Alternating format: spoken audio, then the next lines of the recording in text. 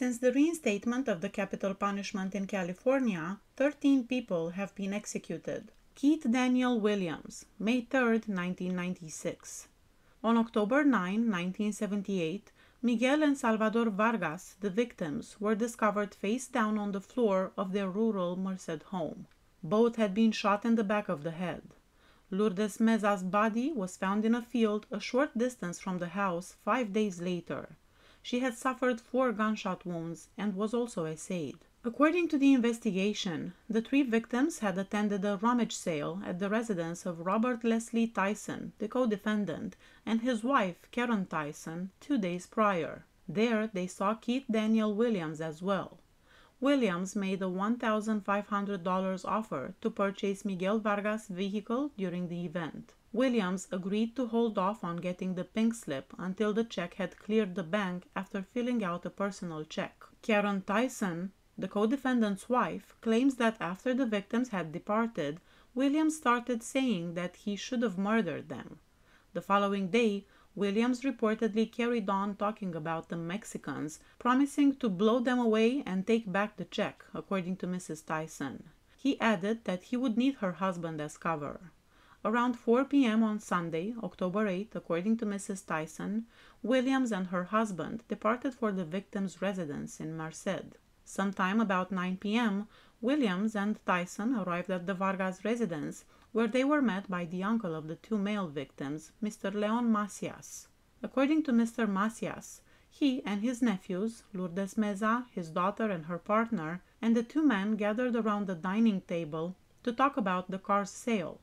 After a while, Salvador went upstairs to bed while his daughter and her companion departed. After translating for Miguel until 9:30 p.m., Mr. Macias departed, promising to come back the next morning and accompany Miguel to cash the check. Macias went back the following morning at 9 a.m. and nobody answered the door.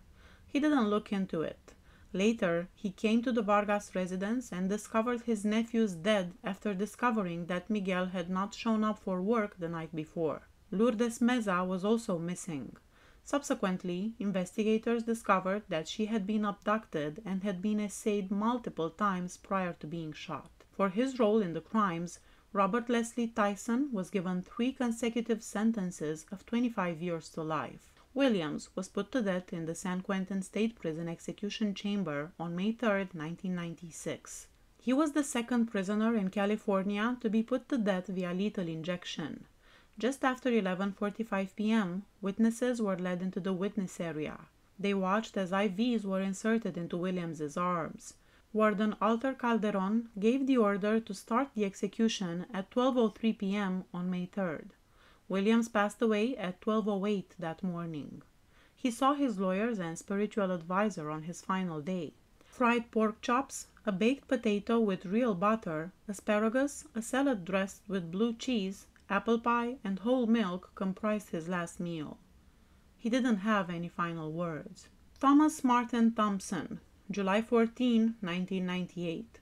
On September 14, 1981, farm workers in a rural Irvine, Orange County region found Ginger Lorraine Fleischle's body in a shallow grave. The body was wrapped in a pink blanket and a sleeping bag and tied with a rope. 5 knife stab wounds had been discovered in and around Ginger's ear during an assay. She had her jacket, 2 towels, a sheet, and duct tape wrapped around her head. Her ankles and wrists were cut. Thomas Martin Thompson, the perpetrator, and his accomplice David William Leitch were connected to the murder by the investigators. Thompson was found guilty of first-degree murder of killing someone while committing SA. On August 17, 1984, Orange County sentenced him to death. On July 19, 1985, crime partner David Leitch was found guilty of second-degree murder and given a 15-year-to-life sentence. 16 years and 10 months after he assayed and killed a woman on July 13, 1998, at 11:48 p.m., Thomas Thompson was led into the execution chamber at San Quentin. At 11:54 p.m., the cell door was closed and the catheter used to administer the fatal injection was placed into his arm. The drapes opened a minute after the media witness entered at 11:58 p.m. On July 14, the execution by lethal injection started at 12:01 a.m. 5 minutes later, at 12:06 a.m., Thompson was declared dead. His last meal included Alaskan king crab with melted butter, spinach salad, pork fried rice, Mandarin-style spare ribs, hot fudge sundae, and a 6-pack of Coca-Cola. Following the execution, Warden Art Calderon read Thompson's last statement. For 17 years, the AG has been pursuing the wrong man. In time, he will come to know this. I don't want anyone to avenge my death. Instead, I want you to stop killing people. God bless. Jaturun Siripongs, February 9, 1999. Siripongs was found guilty of robbery, burglary, and 2 counts of first-degree murder in connection with Pakovan Pat Watanporn and Kwach Nguyen's killings on December 15, 1981. On April 22, 1983, an Orange County jury sentenced Siripongs to death. In a cellar of Watanaporn's modest retail establishment, Pentai Market, in Garden Grove, California, the remains of Watanaporn and Nguyen were discovered. Mrs. Watanaporn had died from strangulation. The store employee Nguyen sustained multiple stab wounds to his neck, hands, and right arm, in addition to defensive wounds.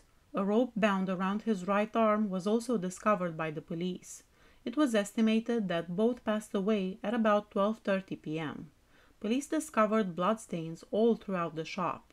When authorities investigated a dumpster the next day, they discovered bloody cord similar to the one tied around Nguyen's arm and bloodstained clothes.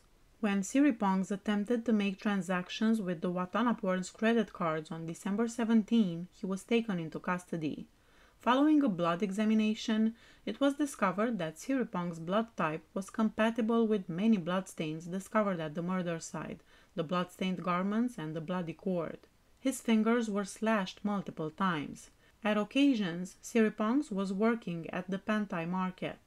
When the police searched his home and car, they found many pieces of Mrs. Watanaporn's jewelry, department store receipt for purchases made after Mrs. Watanaporn was killed, and a knife set identical to the one used to kill Nguyen.